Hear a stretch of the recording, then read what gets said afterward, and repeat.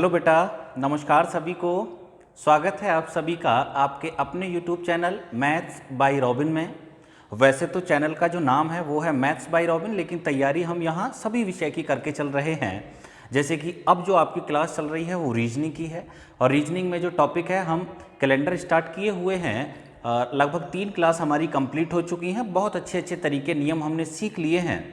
आज की जो क्लास है आपकी वो कैलेंडर की एक लास्ट क्लास है, मतलब अंतिम क्लास है कैलेंडर की। आज जो चीज़ें बाकी बची हैं वो सारी कंप्लीट कर लेंगे, और भी अभी कई ऐसी चीज़ें हैं जो आपको समझनी बाकी हैं, और जो अब तक हमने पढ़ा है उसका रिवाइज भी हो जाएगा, रिवीजन भी हो जाएगा, अभ्यास भी कंप्लीट हो जाएगी। तो चलिए स्टार्ट करते हैं अपनी आज की क्लास को। और ये रहा हमारी आज की क्लास का पहला क्वेश्चन। बहुत से विद्यार्थी तो ऐसे होंगे जो पहली बार देख रहे होंगे इस प्रकार के क्वेश्चन को। क्वेश्चन में लिखा हुआ है कि जैन धर्म के 24वें एवं अंतिम तीर्थकर महावीर स्वामी का जन्म 540 ईसा पूर्व में कुंडग्राम में हुआ था। 72 वर्ष की आयु में इनकी मृत्यु पावापुरी में हुई थी। तो बताइए महावीर स्वामी की मृत्यु कब हुई? बिल्कुल बताएंगे जी, महावीर स्वामी की जो मृत्यु है वो कब हुई। मुझे बताइए जन्म कब हुआ? आप कहेंगे जी जो जन्म है वो हुआ 540 ईसा पूर्व। अरे ईसा पूर्व और ईसवी में फर्क होता है। ईसा पूर्व का जो समय है वो मैं आपको पहली लेक्चर में, पहली क्लास में आपको पढ़ा चुका हूं, जब मैंने कैलेंडर स्टार्ट किया था कि ईसा मसीह के जन्म से जो पहले का समय है उसको हम ईसा पूर्व के रूप में जानते हैं, और ईसा मसीह के जन्म से जो समय स्टार्ट हुआ है, कैलेंडर स्टार्ट हुआ है, उसको हम ईसवी के रूप में जानते हैं। दोनों में फर्क भी होता है, दोनों में फर्क भी होता है। फर्क क्या है वो मैं आपको समझाता हूं कि 540 ईसा पूर्व में तो इनका जन्म हुआ, और मृत्यु कब हुई? 72 वर्ष की आयु में। तो ज्यादातर विद्यार्थी क्या करेंगे, सीधे सीधे 72 इसमें ऐड कर देंगे, आंसर आ जाएगा, गलत हो जाएगा। यदि ईसा पूर्व का समय आपने निकालना है प्लस वाला, एडिशन वाला, तो आपने माइनस करना पड़ेगा। जैसे कि जन्म कब हुआ 540 में और मृत्यु कब हुई 72 साल बाद, तो 72 ऐड करना पड़ेगा? नहीं, 72 माइनस करना पड़ेगा। यही फर्क है ईसा पूर्व और ईसवी के समय में। भाई ईसवी के समय में क्या है, आपने ऐड करना है। मानो किसी का जन्म हुआ है 1982 में और 20 वर्ष बाद उसकी मृत्यु हुई है, तो आप 20 साल उसमें जोड़ देंगे। लेकिन यहाँ क्या है, माइनस करना पड़ेगा हमें। माइनस करेंगे तो 10 में से 2 को घटाया 8, 13 में से 7 को घटाया तो 6, और यहाँ बचा 4। 468 ईसवी पे ना लगा देना। ईसवी और ईसा पूर्व दोनों में फर्क होगा, तो सही उत्तर हुआ 468 ईसा पूर्व। बात आई समझ में आपको? ये सारी चीज़ें हम पहले भी पढ़ चुके हैं, मतलब मैं बता चुका हूँ आपको इनके विषय में। इसके बाद में अगला क्वेश्चन मेरे हिसाब से लगभग ऐसा ही है, बिल्कुल ठीक है, यही है। क्वेश्चन पढ़िए जल्दी से, मैं पढ़ के सुनाई देता हूं कि सिकंदर महान का जन्म 356 ईसा पूर्व मकदूनिया में हुआ था। देखिए सामान्य ज्ञान के क्वेश्चन है वो भी क्लियर हो रहे हैं आपके। कैसे हो रहे हैं, यहां से आप ध्यान दें कि जैन धर्म के 24वें तीर्थकर भी आपको पता चल गया कौन थे, महावीर स्वामी। जिन्हें ना पता हो ध्यान दे लेना भैया, बहुत आता है ये क्वेश्चन। और इनका जन्म कहाँ हुआ ये भी पता चल गया, 540 ईसा पूर्व कुंडग्राम में हुआ था, ठीक है। और 72 वर्ष की आयु में इनकी मृत्यु हो गई, कहाँ? पावापुरी में, ठीक है। और बस बस बस बस यही थी सामान्य ज्ञान की बातें जो हमने कवर कर ली, पढ़ ली। अब देखिए एक और सामान्य ज्ञान की चीज यहां से निकल के आई कि सिकंदर महान का जन्म 356 ईसा पूर्व मकदूनिया में हुआ। जिसको ना पता हो ध्यान से देख लेना, मकदूनिया में हुआ। और 326 ईसा पूर्व में इनकी 326 ईसा पूर्व में इसने भारत पर आक्रमण किया था। और देखिए यहीं से समझने वाला तो यहीं से समझ जाएगा कि यार जब जन्म 356 ईसा पूर्व में हुआ है तो फिर इसने आक्रमण 326 में कैसे कर दिया? क्या पहले ही आक्रमण कर दिया जन्म से पहले? अरे जन्म से पहले इसने आक्रमण कर दिया क्या? तो ये जो समय है हमारा ईसा पूर्व वाला, ये माइनस की ओर चलता है, आने वाला समय भी पीछे की ओर चलेगा। और इनकी मृत्यु या इसकी मृत्यु बेबीलोन में 33 वर्ष की उम्र में हो गई। तो बताइए सिकंदर महान की मृत्यु कब हुई थी? बिल्कुल बताएंगे जी, इसे बताने में कितनी देर लग रही है। जन्म कब हुआ भाई? जन्म हुआ 356 ईसा पूर्व में। ईसवी और ईसा पूर्व दोनों में फर्क होगा। और मृत्यु कब हुई? 33 वर्ष की उम्र में। तो 33 जोड़ दो। अरे नहीं जोड़ना देना, ईसा पूर्व का समय है, माइनस करना है। हाँ ईसवी का होता तो ऐड कर लेते। 6 में से 3 को घटाया 3, 5 में से 3 को घटाया तो 2, और यहाँ से 3, तो 323 ईसा पूर्व ये हमारा सही उत्तर हुआ। उम्मीद है समझ में आया होगा आपको। अरे अब ऐसा क्वेश्चन कोई आता है परीक्षा में तो मुझे पूरी उम्मीद है आप लोग कर लेंगे, बिल्कुल ठीक है। इसके बाद में आगे चलते हैं और अब देखें अगला क्वेश्चन क्या है। ये आया जी हमारा नेक्स्ट क्वेश्चन और पियर्सन में कहा गया है, बड़ा अच्छा क्वेश्चन है, ध्यान से देखें, एक डाउट क्लियर हो जाएगा आपका यहाँ से, कि श्रीमती सुशीला ने मंगलवार 30 सितंबर 1897 को अपनी शादी की सालगिरह मनाई। वह अपनी शादी की अगली सालगिरह उसी दिन कब मनाएंगी? उसी दिन का मतलब 30 सितंबर को मंगलवार ही होना चाहिए, जो भी साल है आगे, मतलब इन चारों में से आप देख लो कौन सी साल ऐसी है जिसको 30 सितंबर को मंगलवार हो। क्यों? क्योंकि उन्होंने तो कसम खा ली ना कि अपनी शादी की जो अगली सालगिरह है वो मंगलवार को ही मनानी है। तो शादी की सालगिरह तो डेट तो फिक्स हो गई भैया। यदि आपकी शादी हुई है 1 मार्च को तो सालगिरह तो 1 मार्च को ही मनेगी, लेकिन उस साल अगर सोमवार बैठा होगा, अब सोमवार को ही कब मनाएंगे? या फिर यहाँ है मंगलवार को कि 30 सितंबर 1897 को मंगलवार है, तो बताइए 30 सितंबर कौन सी सन ऐसी है जिसको मंगलवार बैठा होगा? देखे लेते हैं जी कौन सी है। ध्यान देने वाली बात यह है कि यदि 30 सितंबर 1897 को मंगलवार था और मुझे देखना है आगे जाकर कब 30 सितंबर वो वाली सन को या जो भी सन है उसको मंगलवार बैठेगा, तो यार होल ईयर कैलेंडर सेम बैठेगा, होल ईयर कैलेंडर सेम बैठेगा। अरे कैलेंडर सेम निकाल लो आप, बस हो गया क्वेश्चन खत्म। कैलेंडर सेम तो हम सीख चुके हैं पहले भी। अरे अगर पूरे वर्ष का कैलेंडर सेम है तो यार 30 सितंबर को अगर मंगलवार है यहाँ तो वहाँ भी 30 सितंबर को मंगलवार बैठा होगा, अगर होल ईयर पूर्ण वर्ष का कैलेंडर सेम है तो। अब हमने देखना क्या है क्वेश्चन में कि देखे लेते हैं भैया 1897। अब अच्छा एक चीज़ और याद रखना कि साधारण वर्ष का जो होल ईयर कैलेंडर सेम होगा वो साधारण वर्ष में ही होगा और लीप वर्ष का लीप वर्ष में ही होगा। तो ये जो वर्ष है हमारा कैसा है? ये एक साधारण वर्ष है। अरे 1897 तो साधारण वर्ष है भाई, 4 से डिवाइड करोगे तो नहीं हो पा रहा, 4 दूनी 8, 4 चौक 16, रिमाइंडर 1 आ रहा है। लगाओ अपना दूसरा वाला फॉर्मूला, कौन सा वाला? कि 97 को डिवाइड कीजिए, कौन सा वाला फॉर्मूला याद है ना आपको? 0 1 2 3 28 6 11 11 वाला। देखे लेते हैं 1897 का कैलेंडर कब रिपीट होगा, कब दोबारा प्रयोग में लाया जाएगा। तो 97 को डिवाइड किया हमने कितने से? 4 से, रिमाइंडर कितना आया? 1। अरे शेष 1 आ रहा है ना, 4 दूनी 8, 4 चौक 16, रिमाइंडर 1। यदि रिमाइंडर 1 है तो हमें पता है जी 6 वर्ष के बाद में कैलेंडर रिपीट हो जाएगा। कब? 6 साल के बाद में। और जब हम 1897 में 6 ऐड करेंगे, बस देखते रहो, अभी आप ज़्यादा जल्दीबाजी मत किया करो। 7 6 13 का 3 हाथ से ले 1, 9 और 1 10, 1903, जबकि ये आंसर हमारा गलत हो जाएगा जी। दे रखा है विकल्प में 30 सितंबर 1903, लेकिन ये आंसर आपका गलत हो जाएगा। कल वाली या परसों वाली क्लास जो है वो हमने इसी टॉपिक पे यहीं लास्ट की थी कि आगे की जो चीज़ें हैं वो अगली क्लास में मैं आपको समझा दूंगा कि कब ये जो कंडीशन है वो फेल हो जाती है, या कब ये फार्मूला हमारा काम नहीं करता, या फिर कब हमें चीज़ें एकदम बेसिक वाली जो हैं वो काम देने वाली हैं। अब आ जाओ भैया कि ये फार्मूला फेल क्यों हुआ। अब आप कहेंगे जी इसे सिद्ध करके बताओ, तो इसको छोटा कर लें और इसे सिद्ध कर लें। करते हैं सिद्ध। 1897 कैसा साल है? आप कहेंगे जी साधारण। तो विषम दिनों की संख्या कितनी? 1। अरे 365 दिन बैठे होंगे, 7 से डिवाइड करोगे, रिमाइंडर 1 आ जाएगा। उसके बाद में आया 1898, रिमाइंडर 1। फिर आया 1899, रिमाइंडर कितना? 1। फिर कितना आया जी? 1900, रिमाइंडर कितना? 1। बस यहीं गड़बड़ होगी।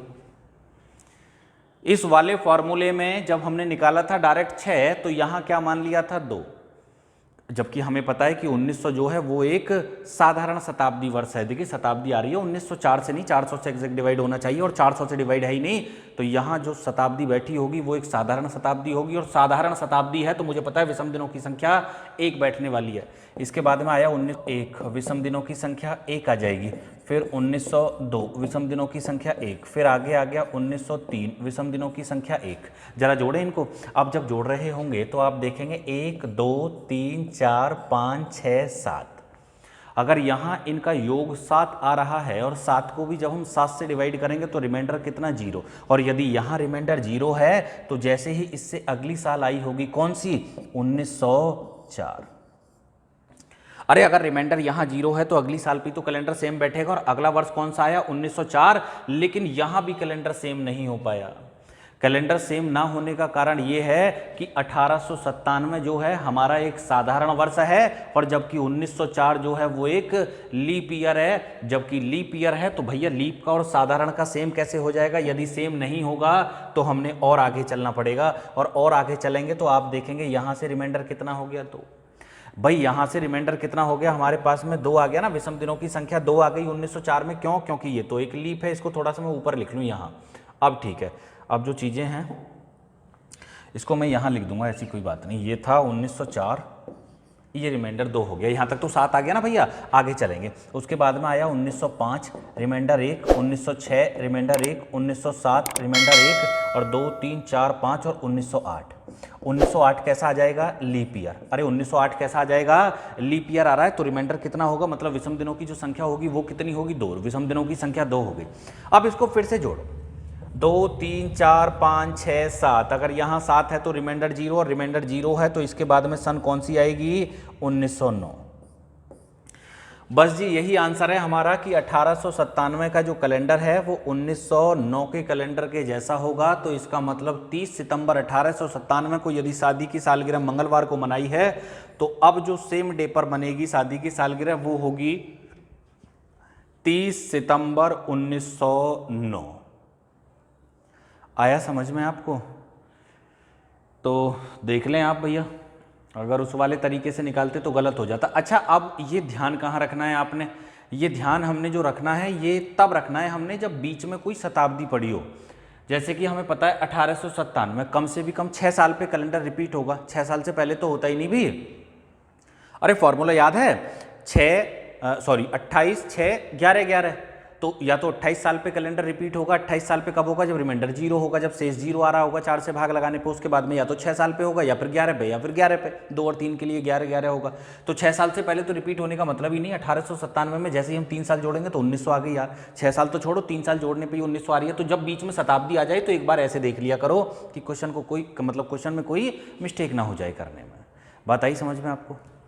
चलिए बेटा आगे चलते हैं, अगला क्वेश्चन देखेंगे। जो अगला क्वेश्चन है वह क्या है? यहाँ देखें तो ये भी क्वेश्चन ऐसा ही है जैसा हमने अभी किया है। एक बार पढ़े लेते हैं, आपको क्वेश्चन पढ़ने में आना चाहिए एकदम ठीक ठीक। 1991 के पश्चात आने वाला वह वर्ष जिसका कैलेंडर 1990 के कैलेंडर के समान होगा कौन सा होगा? बिल्कुल बताएंगे जी कौन सा होगा। देखिए यहाँ क्या है, 2 बातें हैं। एक तो हमें 1991 भी दिया हुआ है क्वेश्चन में, 1990 भी दिया हुआ है। तो 2-2 साल बेवकूफ़ बनाने के लिए दे रखे हैं जिससे कि विद्यार्थी कंफ्यूज हो जाए। इस वाले से तो हमारा कोई मतलब ही नहीं है भाई। हमसे कह रहा है 1991 के पश्चात में बताओ कौन सा साल ऐसा है जिसका कैलेंडर 1990 के कैलेंडर के समान बैठेगा। तो यार 1990 के बाद में 1991 का तो सेम होने का कोई मतलब ही नहीं था। एक साल भी कैलेंडर सेम थोड़ी होता है, कम से कम 6 साल चाहिए सेम होने के लिए। कम से भी कम 6 साल बाद तो कैलेंडर सेम होता ही है, रिपीट होता है कैलेंडर 6 साल बाद। या तो 6 साल बाद होगा या 11 या फिर 28 साल बाद रिपीट होगा। 28 साल बाद तो ज़्यादातर रिपीट हो ही जाते हैं कैलेंडर। तो 1991 को यहाँ देने का एग्जामिनर का उद्देश्य केवल इतना था कि विद्यार्थी कन्फ्यूजन में आ जाए, या 91 में जोड़ दे या घटा दे, बस और कुछ नहीं है। मुझे देखना क्या है कि आखिर 1990 का जो कैलेंडर है वो कब रिपीट हुआ होगा। तो भाई 1990, 90 का मतलब 90 को डिवाइड कर लो 4 से, या तो 1990 को कर लो या 90 को कर लो, बात तो एक ही। रिमाइंडर एक ही आने वाला है। 4 का रूल हम पढ़ चुके हैं गणित में। 90 को जब हम डिवाइड करेंगे 4 से तो 4 दूनी 8, 1 बच गया 10 हो गया, 4 दूनी 8, रिमाइंडर आया 2। यदि शेषफल 2 है तो मुझे पता है कि शेषफल 2 के लिए, चलो मैं लिखे भी देता हूं जिससे कि आपको पता चल जाए। शेषफल कितना आया? 2। शेषफल 2 है तो मुझे पता है कि जो हमारा कैलेंडर है वो 11 साल के बाद रिपीट होगा। कब रिपीट होगा कैलेंडर हमारा? 11 साल के बाद। यदि कैलेंडर 11 साल के बाद रिपीट होगा तो भैया 1990, और 1990 में जब हम 11 साल ऐड करेंगे तो 1 9 और 1 10, 9 और 1 10, 1 और 1 2, सन 2001 में ये कैलेंडर का रिपीट हो जाएगा। हो गया जी क्वेश्चन खत्म। यहां चेक करके देखना नहीं है। पता है क्यों नहीं देखेंगे इसको चेक करके पहले वाले की तरह? इसलिए नहीं देखेंगे, क्यों? क्योंकि हमारी जो यहां शताब्दी आई होगी 1990, 1990 के बाद में मुझे बताओ शताब्दी कौन सी आएगी? आप कहेंगे 2000, और 2000 जो शताब्दी है वो तो ऑलरेडी वैसे ही लीप है। तो जो भाई शताब्दी जो है वो हमारी लीप है, तो यहां देखने वाली कोई बात ही नहीं है। क्यों? क्योंकि शताब्दी पे तो डाउट होता है जाकर। जैसे कि एक बार चलो मैं फिर भी आपको समझाई देता हूं, हो सकता है आपको थोड़ा कम समझ में आया हो। जैसे कि यहां देखो 1990, भाई 1990 विषम दिन 1 हो गए, 91 विषम दिन 1 हो गए, 1992 लीप हो गया, विषम दिन 2 हो गए, 92 के बाद में 93 विषम दिन 1 हो गए, 1994 विषम दिन कितने 1 हो गए, 1995 विषम दिन कितने हो गए 1 हो गए, 1995 के विषम दिन 1। इनको जोड़ो 1 2 और 2 4 5 6 7, वैसे तो यहीं 7 बैठ रहा है, योगफल रिमाइंडर 0 आ जाएगा। तो 95 के बाद में सन आई 1996, तो 1990 का जो कैलेंडर है वो 1996 में रिपीट हो जाता, बशर्ते यदि ये एक साधारण वर्ष होता, क्यों? क्योंकि साधारण वर्ष का ही तो कैलेंडर साधारण वर्ष में रिपीट होगा, जबकि 1996 तो एक लीप वर्ष है, तो यहाँ रिपीटेशन नहीं हुआ होगा। 1996 का हम कितना लेंगे विषम दिन? 2, क्योंकि लीप है। उसके बाद में 1997 का कितना आ जाएगा? 1। 1998 का कितना आ जाएगा? 1। और 1999 का कितना आ जाएगा? 1। उसके बाद में आ गई सन कितनी? 2000। 2000 के लिए कितना आ जाएगा? 2। फिर से मैं जोड़ूंगा तो 2, 3, 4, 5, 5 और 2 7, रिमाइंडर 0 और रिमाइंडर 0 है, तो इसका मतलब अगला वर्ष कौन सा आएगा? 2001। तो 2001 का जो कैलेंडर है वो 1990 के कैलेंडर जैसा ही होगा। क्यों? क्योंकि दोनों ही साधारण वर्ष हैं। आ रहा है समझ में आपको? इसके बाद में आगे चलेंगे और देखें अगला जो टाइप है वो क्या है। यहाँ आते हैं जी, तो ये तो एक रिवीजन के तौर पे हमारा क्वेश्चन आ गया। आगे अगला वाला पढ़ें एक बार। क्या है? यदि 8 जनवरी 2004 को बृहस्पतिवार था तो बताइए 28 जनवरी 2004 को कौन सा दिन था? बिल्कुल बताएंगे जी। 2004 साल तो एक ही है। 8 जनवरी 28 जनवरी एक ही महीने की बात है, तो करना क्या है? ज़्यादा वाले में से कम वाला घटा दो। 28 में से 8 घटाइए, बचेगा कितना आपके पास में? 20। 20 दिन को डिवाइड कीजिए 7 से, 7 दूनी 14, रिमाइंडर कितना? 6। आने वाला पूछा है, बीता हुआ आप कहेंगे जी आने वाला पूछा है, तो बृहस्पतिवार मतलब जो भी दिन पहले दिया हुआ है उसमें 6 दिन ऐड कर देंगे। अब बृहस्पतिवार में 6 जोड़ लो या 1 घटा लो, आंसर तो आ गया हमारा बुधवार। क्लियर है? आगे चलो। ये एक रिवीजन के लिए क्वेश्चन आया हमारा। क्यों? क्योंकि ये सारे टाइप हम कंप्लीट कर चुके हैं और भी अच्छे अच्छे क्वेश्चन अभी आगे हैं। यदि 14 फरवरी 2016 को बुधवार था तो बताइए 17 जुलाई 2016 को क्या वार रहा होगा, मतलब कौन सा दिन रहा होगा? तो ये तो 2 साल तो 2016 है और फरवरी से और जुलाई तक के दिन निकाल लो, हो गया क्वेश्चन खत्म। कैसे भाई? 2016 एक लीप वर्ष रहा होगा और 14 फरवरी को हमें दिन पता है बुधवार है, तो दिन बचे कितने इसमें? आप कहेंगे जी जब 14 फरवरी को हमारा दिन हो गया बुधवार का, और फरवरी का जो महीना है वो 29 का बैठेगा। भाई फरवरी का महीना कितने का? 29 का बैठेगा, तो 15 दिन तो रह गए फरवरी के। अब 15 लिख लो यहाँ, या 7 दूनी 14, सीधा 1 ही लिख लो। अरे बात एक ही होने वाली है। फरवरी के बाद में मार्च, मार्च के बाद में अप्रैल, अप्रैल के बाद में मई, मई के बाद में जून और जून के बाद में जुलाई। 17 दिन हो गए जुलाई के। अब 17 को डिवाइड करो 7 से, 7 दूनी 14, रिमाइंडर 3, तो मैंने 3 लिख दिया। जोड़ो सबको आपस में, 3 और 2 5 और 2 7, 3 और 3 6 और 1 7, तो जोड़ने से योगफल तो 7 बन रहा है, मतलब 14 आ रहा है। 14 को डिवाइड करोगे 7 से तो रिमाइंडर 0 आ गया। यहाँ कुछ बचा ही नहीं तो भी रिमाइंडर 0 है। और यदि शेषफल 0 हो तो वही दिन होगा जो दिन पहले है। तो 14 फरवरी को क्या दिन था? बुधवार। तो भैया 17 जुलाई 2016 को भी बुधवार का ही दिन होगा। अरे या तो बुधवार में 0 जोड़ लो तो भी बुधवार ही होगा, घटाते तो भी बुधवार ही होगा, वैसे तो जोड़ना था हमने। आगे चलें जी, अगला टाइप क्या है? तो एक बार रिवीजन सा हो जाएगा हमारा, और कुछ नहीं है। सारे क्वेश्चन हम वैसे तो पढ़ चुके हैं। कि 1 मार्च 1997 को शुक्रवार था तो बताइए 1 मार्च 2000 को कौन सा दिन था? आप ये ना सोचें कि हमारे जो टाइप हैं वो समाप्त हो गए। ये तो बीच में ऐसे क्वेश्चन आ गए, मैंने लगा दिए। अभी तो आगे और भी ऐसे ऐसे क्वेश्चन हैं जो आपने पढ़े ही नहीं होंगे, मतलब ऐसे भी टाइप है। यदि 1 मार्च 1997 को शुक्रवार था तो हमसे पूछा है बताओ 1 मार्च 2000 को कौन सा दिन था? भाई 1 मार्च और 1 मार्च क्या दोनों में सेम डेट होगी? आप कहेंगे बिल्कुल सेम है। तो 1997 से 2000 तक सालों की संख्या कितनी आई? 3। 3 साल के 3 विषम दिन हो गए। बीच में लीप वर्ष देख लो, लीप तो नहीं है कोई सा? हाँ लीप तो है। कौन सा लीप है? 2000 ही लीप आ रहा है। 2000 ही लीप है, तो एक दिन ये हो गया भैया। तो टोटल दिन कितने हो गए? 4। आने वाला पूछा है शुक्रवार में 4 दिन जोड़ दो। शनिवार, इतवार, सोमवार, मंगलवार, ये हमारा आंसर हो गया और विकल्प नंबर बी। क्लियर है? आगे चलेंगे। ये तो हम पढ़ चुके हैं ऐसी चीजें। तो अब आ जाओ ये, भाई ये तो बहुत खतरनाक क्वेश्चन आ गया भाई। कह रहा है यदि किसी लीप वर्ष का पहला दिन रविवार हो तो बताइए उस वर्ष का अंतिम दिन कौन सा होगा? क्या आप बताएंगे? अरे यदि किसी लीप साल का पहला दिन रविवार है तो बताइए अंतिम दिन क्या होगा? और हमें पता है कि लीप वर्ष जिस दिन प्रारंभ होता है उससे अगले दिन समाप्त होता है, तो रविवार के बाद अगला दिन आता है सोमवार। ये समाप्त हो गया जी। यदि इसको हम साधारण वर्ष मान के चलते कि यदि किसी साधारण वर्ष का पहला दिन रविवार है तो बताइए उस साल का अंतिम दिन क्या होगा? तो साधारण वर्ष भैया जिस दिन प्रारंभ होता है उसी दिन समाप्त होता है। बात आ रही है समझ में आपको? तो फिलहाल में यहां तो सोमवार था। क्यों? क्योंकि एक लीप वर्ष था। ये आया जी एक और बढ़िया क्वेश्चन, इसे देखो। हमसे कह रहा है कि किसी शताब्दी वर्ष का प्रथम दिन, जैसे कि 1 जनवरी 1990 मान लो, तो ये 1990 नहीं 1900 मानो इसको। यार ये गलत टाइप हो गया, टाइपिंग एरर है। क्यों? क्योंकि यार ये शताब्दी नहीं है, शताब्दी थोड़ी है 1990, 1900 ही तो शताब्दी होगी। मैं दोबारा पढ़ लूँ, किसी शताब्दी वर्ष का, बिल्कुल ठीक है। May begin the first day of a century, बिल्कुल सेंचुरी ईयर होना चाहिए, शताब्दी वर्ष होना चाहिए। तो इसमें थोड़ा सा करेक्शन हम किए देते हैं, कितनी देर लग रही है हमें, तो हम इसको 1990 को 1900 बनाए देते हैं। 1990 को कितना लिख लें, 1900 लिखो, तभी तो शताब्दी बनेगी भाई। अब ठीक है, अब पढ़ेंगे और देंगे आंसर इस क्वेश्चन का। कह रहा है किसी शताब्दी वर्ष का प्रथम दिन बताओ कौन सा हो सकता है जहां से वो शुरू होता है। कह रहा है एग्जाम्पल के तौर पे अगर आप नहीं समझ पा रहे हो तो इसे देख लो, 1 जनवरी 1900, इसी को बता दो क्या दिन था 1 जनवरी 1900 को।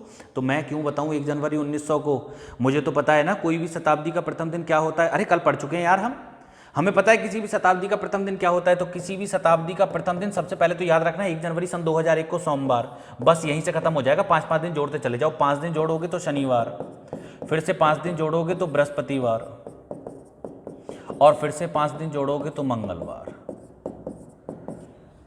ये है जी हमारा आंसर। तो किसी शताब्दी वर्ष का जो प्रथम दिन है, या फिर 1 जनवरी 1900 को ही मान लो आप, या तो सोमवार बैठा होगा या शनिवार या बृहस्पतिवार या मंगलवार। क्यों? क्योंकि शताब्दी हमारी स्टार्ट ही यहां से होती है, इसके अलावा बाकी के जो 3 दिन है वहां शताब्दी स्टार्ट ही नहीं होती हमारी। क्यों? कारण ये सारी चीजें हम कल पढ़ चुके हैं, पढ़े ना हमने कल। तो भाई यदि यहाँ मैं देखूं तो ये तो ऑप्शन नहीं है, बुधवार भी नहीं है, उसके बाद में शुक्रवार भी नहीं है, सही आंसर हो गया सोमवार। निकालने की जरूरत नहीं है यार, आप चाहो तो 1 जनवरी सन 1900 को निकाल भी सकते हो, क्या दिन था। अच्छा मैं बताई भी देता हूँ जी आपको कि 1 जनवरी सन 1900 को जो दिन निकालेंगे, वैसे तो हमें पता चल गया डायरेक्ट ही सोमवार है, लेकिन कैसे निकालेंगे ये एक विद्यार्थी ने मुझसे पूछा भी था कि जी जब शताब्दी का पूछ ले तो कैसे करना होगा हमें। चलो मैं बता देता हूँ। हमारे विद्यार्थी मनोज पटेल, उन्होंने एक मैसेज मुझे किया था व्हाट्सएप पे। व्हाट्सएप नंबर आपको पता ही होगा, 8630700310। ये एक व्हाट्सएप नंबर है हमारे द्वारा प्रोवाइड कराया गया। यहाँ आप कोई भी क्वेश्चन जो हम अभ्यास पढ़ा रहे हैं या जो हमने पढ़ा दिया वहाँ से कोई भी क्वेश्चन आप पूछ सकते हैं, लेकिन क्वेश्चन की जो क्वांटिटी है, जो मात्रा है, जो संख्या है, वो ज़्यादा नहीं होनी चाहिए। कई बार मैंने देखा है कि आप लोग 12-12, 13-13, 15-15 क्वेश्चन एक साथ भेज देते हो जी, इन्हें करके बताओ, तो यार उसमें थोड़ी सी प्रॉब्लम होती है। आप समझें कि 12, 13, 15 क्वेश्चन आपके हैं और भी विद्यार्थियों के हैं, तो सारा दिन फिर उन्हीं को बताने में चला जाएगा। ऐसा भी नहीं यार कि बस डायरेक्ट ही कर दिया, क्वेश्चन को लिखना भी होता है, समझाना भी होता है आपको, समझें आप, है ना। तो थोड़ी क्वेश्चन 1 या 2 क्वेश्चन आप पूछ लिया करें, और बाकी बहुत समय हमारे पास में, धीरे धीरे पूछते रहें, सब चीज़ हम कंप्लीट कर लेंगे। तो यहाँ इस नंबर पर आप कोई भी क्वेश्चन हमसे पूछ सकते हैं, जो अभ्यास चल रही है खास तौर से उससे पूछोगे तो बड़ा आनंद आएगा, पढ़ने में भी, बताने में भी, या पीछे हम पढ़ा चुके हैं वहाँ से भी। आप आगे आने वाली अभ्यास ना पूछें, है ना, उसमें फिर मुझे दिक्कत होगी। क्यों? क्योंकि मैं कुछ और तरीके से समझाऊंगा, आप कहोगे जी मुझे तो समझ भी नहीं आया। अरे जब मैंने पढ़ाया ही नहीं है तो आपको समझ कैसे आ जाएगा। यहाँ चलते हैं। अब एक विद्यार्थी हैं मनोज पटेल नाम करके, उन्होंने हमसे पूछा भी था कि सर शताब्दी का बता देना, मुझे दिक्कत आ रही है, मुझ पर हो नहीं पा रहा। जैसे कि शताब्दी आ गई 1 जनवरी सन 1900 को हमसे पूछा है क्या दिन होगा। तो बेटा 1 जनवरी सन 1900, देखिए पूर्ण शताब्दी छोड़ के बाकी कोई भी डेट हो, सब में हमारा जो फॉर्मूला ABCD वाला है वो काम करेगा। वैसे तो इसमें भी करता है, लेकिन थोड़ा सा हमने चीज़ों को समझना पड़ेगा। तो ज़्यादा हेर फेर ना करते हुए मैं आपको एक आसान सी भाषा में समझा देता हूँ कि जब भी पूर्ण शताब्दी का पूछे तो आप इससे या तो 1 साल पीछे का या फिर 1 साल आगे का निकालो। पीछे जाने की जरूरत नहीं है। क्यों? क्योंकि पीछे जाओगे तो दिक्कत में पड़ जाओगे, बहुत सारी साल आपने काउंट करनी पड़ेंगी। आप सीधा सीधा आगे चले जाओ। आपने क्या करना है कि आप 1 जनवरी सन 1901 का निकाल लो। ये इतना आसान है निकालना, बहुत ही ज़्यादा। क्यों? क्योंकि a बराबर कितना हो गया 0, b बराबर ऑलरेडी 0 हो गया। जब a बराबर 0 है तो b बराबर भी 0, c बराबर 1900 का 1 आ जाएगा, d का 1 आ गया। दोनों को जोड़ो। जब हम जोड़ेंगे तो 1 और 1 कितना आ गया 2, और 1 और 1 2 रिमाइंडर। तो यहाँ से आप देखेंगे 7 से कम आ रहा है तो भाग लगाने की जरूरत नहीं है। और 2 का मतलब क्या होता है, आप कहेंगे जी मंगलवार। ये भी चुटकियों में खत्म होने वाले क्वेश्चन है, इन्हीं में कोई देर थोड़ी लग रही है। हमें पता चल गया 1 जनवरी सन 1901 को दिन मंगलवार था। यदि 1 जनवरी सन 1901 को दिन मंगलवार था तो मुझे बताओ 1 जनवरी सन 1900 को इससे इस 1 साल पहले दिन जो बैठा होगा वह क्या बैठा होगा। तो यार कितना आसान क्वेश्चन है, बहुत ही ज़्यादा आसान हो गया। आप देखेंगे 1 साल पहले क्या दिन बैठा होगा, तो यहाँ से यहाँ तक रिमाइंडर 2 आ गया। जब हम 2 घटा रहे होंगे मंगलवार में से तो आंसर क्या हो गया, 1 सेकेंड, सॉरी, इसको मैं दोबारा लिखता हूं एक बार, यहां से ये मिट गया है। ये तो मंगलवार आ गया ना, 1 जनवरी सन 1901 को दिन क्या आ गया, मंगलवार आ गया। अब इससे पीछे चले जाओ, अब पीछे जाओगे तो 1900 भी साधारण पड़ रहा है ना, एक दिन घटा देंगे तो आंसर कितना हो गया, सोमवार। ये चीज़ आपको मुझे लग रहा है कि समझ में नहीं आई होगी कि सोमवार मैंने कैसे लिख दिया। मैं एक बार आपको दोबारा समझा देता हूँ कि सोमवार कैसे आया। आप देखो 1 जनवरी सन 1901 को तो मैंने फटाफट निकाल के आपको बता दिया, दिन क्या है, मंगलवार। अब मुझे बताना था 1 जनवरी सन 1900 को कौन सा दिन बैठेगा। आप इससे तुरंत पहले आ जाओ, एक दिन पहले क्या दिन बैठा होगा, 31 दिसंबर, सॉरी क्या तारीख बैठी होगी, 31 दिसंबर सन 1900। और एक दिन पहले जो दिन बैठा होगा वह क्या बैठा होगा, आप कहेंगे जी सोमवार बैठा होगा। अब मुझे पता चल गया कि 31 दिसंबर सन 1900 को सोमवार था, 31 दिसंबर सन 1900 को सोमवार था। 1900 कैसा वर्ष है, आप कहेंगे जी ये तो साधारण शताब्दी है। और कोई भी साधारण वर्ष मुझे पता है जिस दिन शुरू होता है उसी दिन खत्म होता है, या जिस दिन खत्म होता है उसी दिन शुरू होता है। अगर सोमवार को खत्म हुआ है तो स्टार्ट भी सोमवार को ही हुआ होगा। या फिर आप देखेंगे कि एक और तरीका मैं आपको बता रहा हूं, 1 जनवरी 1900 को हमें निकालना है क्या होगा, और 1 जनवरी सन 1901 को इतना आसान निकालना, बहुत ज़्यादा हमने निकाल दी है। अब आप देखेंगे अरे डेट तो दोनों जगह सेम है, आप कहेंगे हाँ जी डेट बिल्कुल एक जैसी है, दोनों जगह सेम है। आपने बस इतना देखना है कि 1900 से और 1901 तक कितनी साल हो गई। आप कहेंगे जी 1 साल हो गई, बीच में लीप वर्ष पड़ा कोई ना, लीप वर्ष कोई नहीं पड़ा, तो दोनों में जो डिफरेंस आया वो 1 साल का आया। दोनों में जो अंतर आया 1 साल। 1 साल में विषम दिनों की संख्या 1 होती है। मुझे बताओ आने वाला पूछा है बीता हुआ, आप कहेंगे जी बीता हुआ पूछा है तो मंगलवार में से एक दिन घटा दो, आंसर हो गया सोमवार। ये चीज़ें बहुत आसान है। और भी मैं अभी आपको समझाऊंगा। जैसे कि आगे चलें, यदि हम अपना अगला क्वेश्चन यदि हम देखते हैं तो देखिए अगले क्वेश्चन में क्या है, इसे देखो। जैसे कि ये क्वेश्चन आया, भाई क्वेश्चन एक बार पढ़ लें आप लोग, पढ़िए जल्दी से क्वेश्चन को। क्वेश्चन में है क्या, पढ़ लिया होगा भैया, मैं पढ़ के सुनाई देता हूं दोबारा। कि किसी अधिवर्ष शताब्दी, कोई लीप शताब्दी है और वर्ष का प्रथम दिन बताइए क्या होगा।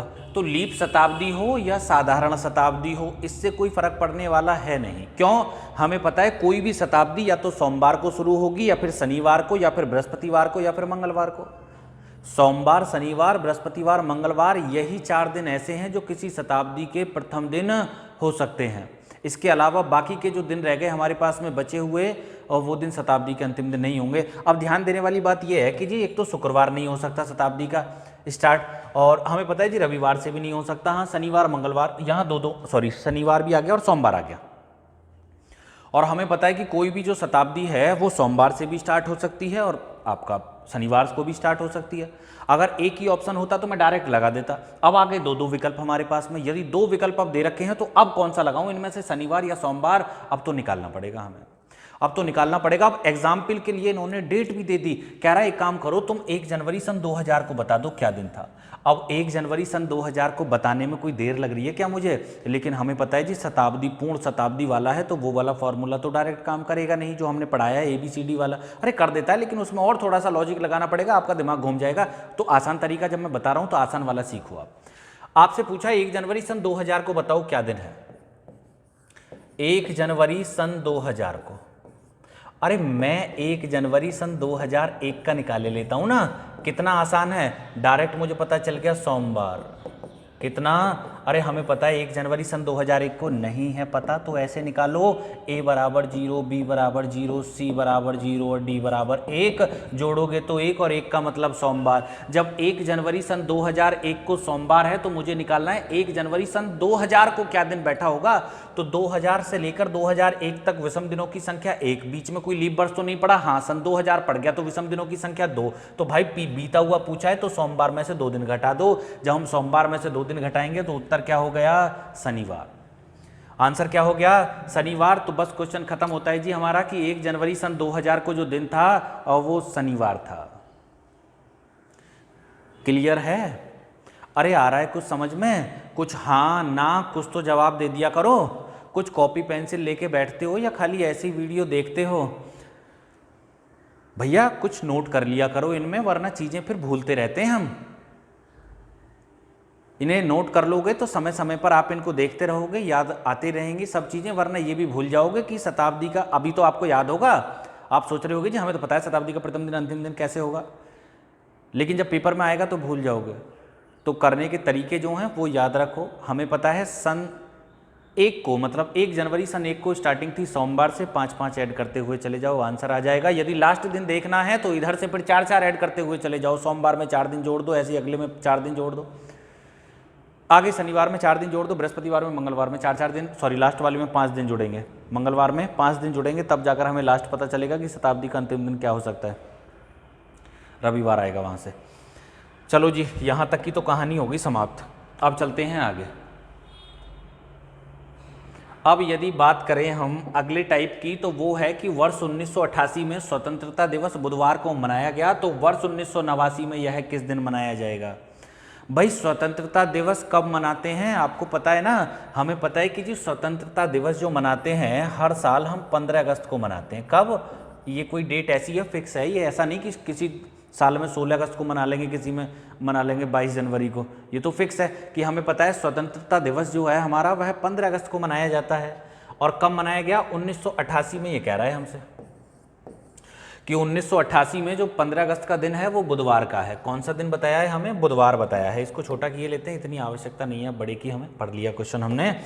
तो दिन बताया गया भाई कौन सा? बुधवार का। ये चुटकियों में खत्म होने वाले क्वेश्चन है, ऐसे लिखना थोड़ी है पेपर में यार, आज समझ लो खत्म क्वेश्चन। फिर आगे हमसे कह रहा है 1989 में बताओ, इसका मतलब हमसे पूछा है कि 15 अगस्त 1989 को पूछा है, बताओ क्या दिन था। तो ये तो बड़ा ही इजी टाइप का क्वेश्चन हो गया, बहुत ही ज़्यादा आसान हो गया। देखिए कैसे आसान हो गया कि 15 अगस्त डेट सेम हो गई। 88 से 89 तक कितने साल हो गए? 1 साल हो गया। बीच में कोई लीप वर्ष तो नहीं है? हाँ लीप वर्ष है। कौन सा? 88। लेकिन फरवरी तो बीत गई, तो मुझे करना क्या है लीप वर्ष का? जब फरवरी 29 दिन काउंट ही नहीं हुए तो उससे फायदा क्या होने वाला है हमारा? छोड़ दो। तो एक विषम दिन आया और बुधवार में आने वाला पूछा है, बीता हुआ आने वाला पूछा है, तो बुधवार में एक दिन ऐड कर दो, बृहस्पतिवार का मतलब विकल्प नंबर डी गुरुवार। ये हमारा सही उत्तर हो गया। उम्मीद है समझ में आया होगा। इसके बाद में चलते हैं आगे क्या है, आगे चलते हैं अगला देखेंगे। इसके बाद में आगे क्या होगा ये देखिए, एक और क्वेश्चन आया, ये भी बढ़िया क्वेश्चन, एकदम अच्छा क्वेश्चन है। ध्यान दो क्वेश्चन की तरफ जरा, है क्या? क्वेश्चन को देखिए जल्दी से, पढ़िए। देखिए बेटा, प्रश्न में कहा गया है कि यदि किसी वर्ष 25 अगस्त को बृहस्पतिवार हो तो बताइए उस महीने में कुल कितने सोमवार होंगे। वैसे तो ये आसान क्वेश्चन है, बढ़िया क्वेश्चन है, तो डायरेक्ट आंसर 5 भी लगा सकते हो, लेकिन ऐसा तो है नहीं कि हर बार डायरेक्ट 5 ही लगा दो। क्यों? क्योंकि बृहस्पति क्या पूछा है? सोमवार पूछे तो 5 लगा दिए। हो सकता है मंगल भी 5 बैठे हों, बुध भी 5 बैठे हो सकता है बृहस्पति पूछ लेता तो ना बैठ पाते, शुक्रवार ना बैठ पाते, 4 ही रह गए होते। तो कोई साल है हमारा, कौन सा है? सॉरी साल नहीं, कोई महीना है हमारा, कौन सा है? अगस्त का। और 25 अगस्त को हमें पता है बृहस्पतिवार हो गया। कितनी तारीख को? 25 अगस्त को। 25 अगस्त को दिन हमारा क्या है? बृहस्पतिवार हो गया। सबसे पहले मुझे देखना है इस महीने में कौन से दिन कितनी बार आए होंगे। तो पहले तो 1 तारीख को निकालो कि आखिर 1 अगस्त को दिन क्या बैठा होगा। तो भाई ये तो अंतर आ जाएगा दोनों का। 25 में, एक ही महीने की बात है ना, 25 में से 1 को घटाया, 24 7 या 21, रिमाइंडर कितना आया? 3। बीता हुआ पूछा है तो घटा देंगे, बृहस्पतिवार में से 3 दिन घटाओगे तो सोमवार आ गया। अब मुझे समझ में आ गया कि अरे 1 अगस्त को तो दिन सोमवार था और हमसे सोमवार ही पूछे, बताओ कितने बैठे होंगे। तो भाई अगला जो सोमवार बैठा होगा वो कब बैठा होगा? या तो ऐसे देख लो कि अगला सोमवार कब बैठा होगा, या दूसरा तरीका भी है मेरे पास में। तो चलो पहले तो ऐसे ही बता देता हूँ। तो 1 और 7, 8 तारीख को सोमवार बैठा होगा, 8 7 15 को सोमवार बैठा होगा, 15 7 22 को सोमवार बैठा होगा, 22 7 29 को सोमवार बैठा होगा, 29 के बाद में 7 ऐड करेंगे तो अगले महीने में पहुंच जाएंगे, जबकि हमसे केवल अगस्त की बात कर रहा है। 1 2 3 4 और 1 5, आंसर हो गया 5 सोमवार। दूसरा तरीका मेरे पास में ये है कि जब हमें इतना पता चली गया कि आखिर 1 अगस्त को जो दिन है वो सोमवार का बैठ रहा है और हमें देखना है इसमें कितने सोमवार बैठे होंगे, तो यार सोमवार ही नहीं, इसमें मैं तुम्हें मंगल बुध बृहस्पति सारी चीजें बता दूंगा। क्यों? क्योंकि अगस्त का महीना कितने दिन का होता है? 31 का। आप 7 से डिवाइड कर रहे होंगे इसको, तो 7 चौक 28, कितने चौके 28? 7 चौके 28, 7 चौके 28 का मतलब हो गया कि 4 बार एग्जैक्ट डिवाइड है, तो 4 तो पूरे सप्ताह पड़ गए, 28 बचे कितने? 3। तो 4 सप्ताह और 3 दिन भी लिख सकता हूं क्या मैं 31 दिन को? अरे हाँ या ना, कुछ तो बोल के बताओ। बिल्कुल लिख देंगे जी, 31 दिन को हम 4 सप्ताह और 3 दिन भी लिख सकते हैं। अब हमें पता है कि हर सप्ताह में, प्रत्येक सप्ताह में 1 दिन जरूर आता है, या फिर ऐसे कह सकते हैं कि प्रत्येक, हाँ यही बात है, दोबारा क्या बताना है, हर सप्ताह में 1 दिन आता है। 1 सोमवार होता है, 1 मंगलवार, 1 बुधवार, 1 बृहस्पति, 1 शुक्र, 1 शनिवार, 1 रविवार, हर सप्ताह में। सप्ताह कितने पड़े हैं? 4। अगर 4 सप्ताह पड़े हैं तो मैं कह सकता हूँ हर दिन 4 बार तो आया ही आया होगा। अरे हर दिन 4 बार आया होगा, आप कहेंगे बिल्कुल ठीक बता रहे हैं जी, हर दिन 4 बार आया होगा, लेकिन दिन एक्स्ट्रा कितने और बचे हैं? 3 और बचे हैं। अगर दिन 3 और फालतू बचे हैं तो भैया 3 दिन ऐसे होंगे जो और 1-1 बार आ गए होंगे, मतलब वो 3 दिन 5 बार आए होंगे। अब 4 सप्ताह का मतलब साइकिल हमारी समाप्त हो रही है सप्ताह पे एकदम, रिमाइंडर 0 आ रहा है यहाँ से। अब अगला दिन कौन सा आया, एक दिन, पहला दिन, जो भी दिन पहला आया होगा सप्ताह के बाद में वो कौन सा आया होगा, जहाँ से सप्ताह स्टार्ट हुआ है। सप्ताह स्टार्ट कहाँ से हुआ है, सोमवार से। तो भैया 4 सप्ताह का मतलब 4 सोमवार तो एक हो गए, और अगला जो दिन आया होगा वो सोमवार बैठा होगा। सोमवार के बाद में अगला दिन बैठा होगा मंगलवार, इसके बाद में अगला दिन बैठा होगा बुधवार। बस महीना समाप्त हो गया जी। अब क्यों, क्योंकि 3 ही दिन तो बाकी बचे थे, अब तो अगला महीना स्टार्ट हो गया। अब समझ में आ गया कि भैया सोमवार भी 5 बैठे होंगे, 4 तो यहाँ हो गए, सोमवार भी 5 बैठे होंगे, मंगलवार भी 5 बैठे होंगे, और बुधवार भी 5 ही बैठे होंगे। तो इस प्रकार से हम चीज़ों को सीख सकते हैं। और भैया मैं तो बढ़िया से बढ़िया पढ़ाने की आपको कोशिश कर रहा हूँ, पता नहीं आप क्यों वीडियो को लाइक और शेयर करने में तो दिलचस्पी आप लोग दिखाते ही नहीं हो यार। क्यों भैया, एक सवाल अगर मैं आपसे पूछूं कि इतने सारे विद्यार्थी अब हमसे जुड़ चुके हैं, भाई लगभग 2000 के आसपास हम लोग पहुंच चुके हैं, 2000 का परिवार हमारा हो चुका है, लगभग 2000 के आसपास, 1700-1800 जहाँ पर भी हो यार। यदि आप एक व्यक्ति रोज़ एक व्यक्ति को भी यदि सेंड करेगा तो आप समझ रहे हैं कि रोज़ कम से कम आप 1700-1800 मैसेज हमारे जा सकते हैं, फॉरवर्ड हो सकते हैं, वीडियो इधर से उधर हो सकती है। मैं तो कह रहा हूँ आप एक ही व्यक्ति को जानकारी दे दो, वैसे तो कम से कम ग्रुप में आपने फॉरवर्ड करना चाहिए, बहुत सारे व्यक्तियों को बताना चाहिए कि हमारे सर हैं वो इस प्रकार पढ़ाते हैं, आप वहाँ पढ़ें जाके। मैं तो कह रहा हूँ आप किसी एक अनजान व्यक्ति को, ऐसे व्यक्ति को जो आपका मिलने वाला है लेकिन हमसे टच में नहीं है, ऐसे एक व्यक्ति को भी यदि आप बता देंगे तो रोज, यदि आप 1700 व्यक्तियों का परिवार है हमारा, 1800 व्यक्तियों का, रोज 1800 व्यक्तियों को पता चलेगा तो ये परिवार और भी जल्दी जल्दी बहुत बड़ा हो जाएगा, और हम और भी अच्छी अच्छी बातें आपको और भी बढ़िया फ्लो में आपको पढ़ा पाएंगे। क्यों, क्योंकि थोड़ा सा आत्मविश्वास हमारा भी बढ़ेगा कि हाँ विद्यार्थी चाह रहे हैं कि हम और अच्छी अच्छी चीज़ें उनको पढ़ाएं, या ज़्यादा विद्यार्थी हमसे जुड़ रहे हैं। यार समझा करो, इतना तो आपका बनता है कि वीडियो को शेयर जरूर किया करें, ऐसा नहीं कि बिल्कुल ही आप हद कर दें। 14वां टाइप हमारा आता है, या क्वेश्चन आज का आता है कि वर्ष के 5 मार्च को जो दिन होगा वही दिन उसी वर्ष में से निम्न में से किस तिथि पर पड़ेगा। अच्छा जी, वर्ष के कोई साल है हमारा, हमें पता नहीं कौन सा साल है, लेकिन 5 मार्च को जो भी दिन था हमसे पूछा है वही दिन उसी वर्ष की निम्न में से किस तिथि को पड़ेगा। तो भैया 5 अगस्त को भी वही दिन होगा, 5 अक्टूबर को, 5 नवंबर को, 5 दिसंबर को। ये पूछा है हमसे कि कौन से को सेम होगा, बताते हैं जी कौन से को सेम होगा। तो भैया ये सारी चीज़ें वैसे तो मैं आपको सिखा चुका हूँ, इतनी कोई कठिन वाली बात नहीं है। बस यार अगर 5 मार्च को जो दिन होगा वही दिन, इनमें से हमसे पूछ रहा है कौन से दिन को होगा, अगर इनमें से किसी को हो गया वही दिन तो यार पूरे महीने का कैलेंडर सेम हो जाएगा ना, पूरे महीने का कैलेंडर सेम। चलो देखते हैं कि आखिर मार्च का जो कैलेंडर है कोई से भी वर्ष में, चाहे वो लीप वर्ष हो चाहे वो साधारण वर्ष हो, किस महीने में मार्च का कैलेंडर सेम होता है जी। जो कैलेंडर मार्च में होगा वही कैलेंडर उस महीने में भी होगा, सितंबर में, अक्टूबर में, जो भी महीना होगा सेम होगा। 1 तारीख को जो दिन मार्च में होगा वही 1 तारीख को उस महीने में होगा।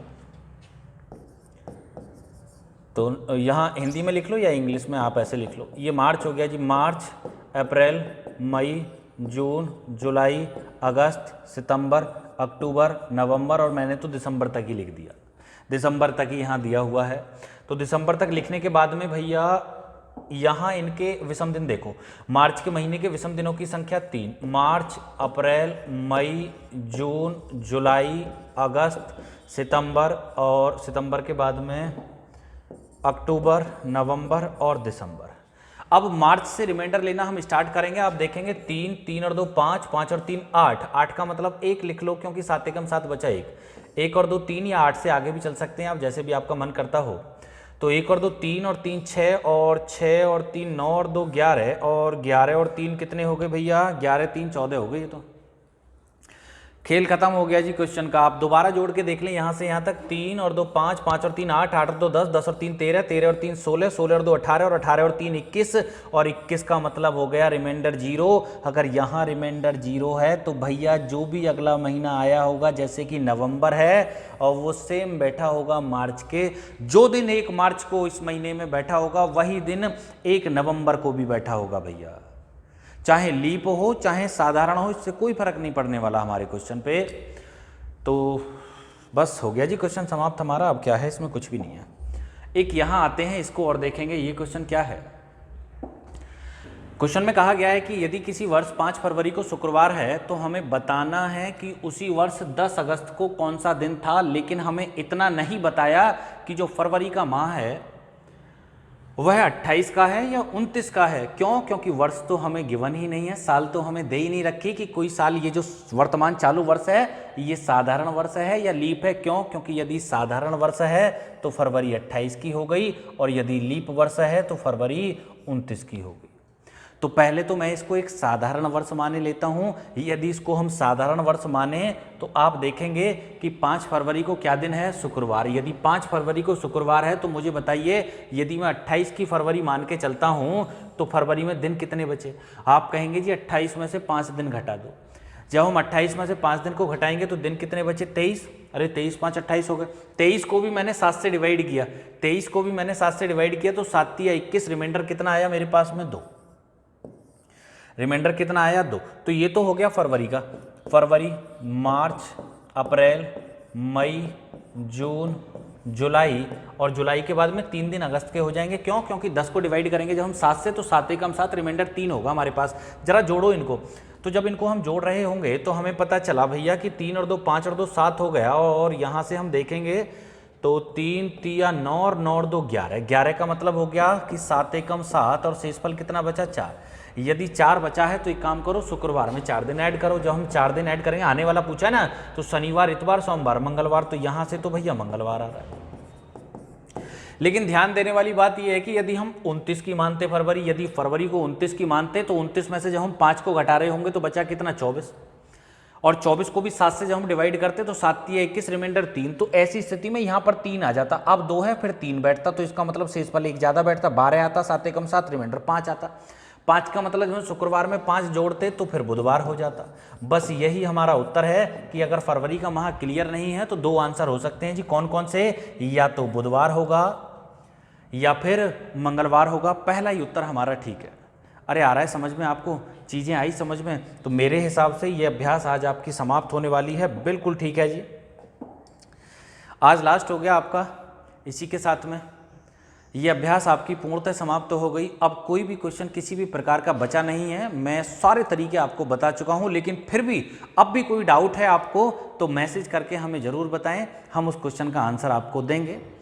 प्यारे विद्यार्थियों, अंत में आपसे इतना ही कहूँगा कि वीडियो को लाइक और शेयर जरूर कर दिया करें। ये बहुत ही ज़्यादा ज़रूरी है भाई, हमारे इस परिवार को आगे बढ़ाने में ये बहुत ही ज़्यादा ज़रूरी है कि आप वीडियो को लाइक और शेयर कर दिया करें। बाकी मिलते हैं अगली वीडियो में। अगली जो क्लास होगी आपकी वो मैथ की होगी। कौन सी होगी वो वीडियो आने पे पता चलेगा। जल्दी ही कल या परसों में चलते हैं, मिलेंगे अगली क्लास में। धन्यवाद।